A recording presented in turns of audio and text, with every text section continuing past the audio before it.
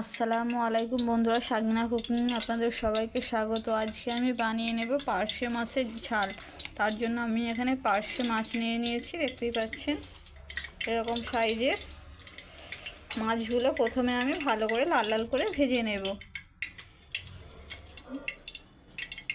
ভাজার জন্য মশলাগুলো দিয়ে দেব মাছের মধ্যে। হলুদের গুঁড়ো, লঙ্কার গুঁড়ো আর লবণ।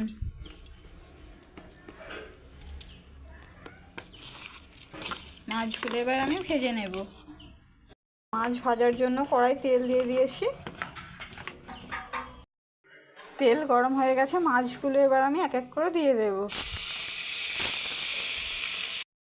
মাছগুলো দিয়ে দিয়েছি, ভালো করে এবার আমি লাল লাল করে ভেজে নেব। মাছগুলো আমার ভালো করে লাল লাল করে ভাজা হয়ে গেছে, এই দেখুন। এবার তুলে নেব। এবার রান্নাটা করে নেব এই তেলে, মাছ ভাজার তেলেতেই রান্নাটা করে নেব। পেঁয়াজ কুচি দিয়ে দেব আর আদা রসুনের পেস্ট দিয়ে দেব, দিয়ে একটু ভালো করে লাল লাল করে ভেজে নেব। পেঁয়াজগুলো লাল লাল করে ভাজা হয়ে গেছে। এবার পরিমাণ মতো মশলাগুলো দিয়ে দেব।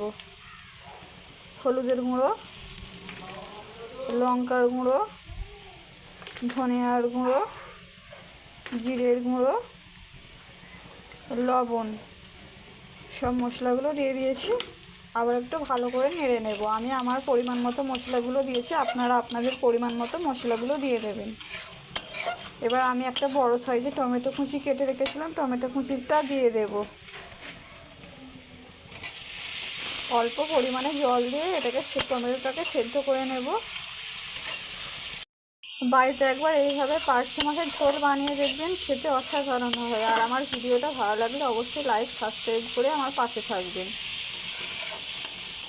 এবং টমেটোটা সেদ্ধ হয়ে এসেছে। এবার দুটো কাঁচা লঙ্কা কুচি দিয়ে দেব। কাঁচা লঙ্কা কুচি,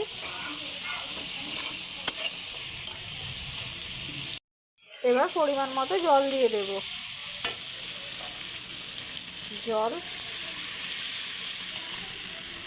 জলটা ফুটে গেলে মাছগুলো দিয়ে দেব।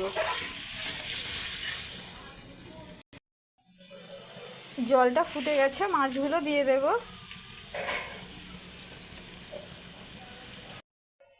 মাছগুলো দিয়ে দিয়েছি, এবার কিছুক্ষণের জন্য ঢেকে রেখে দেব।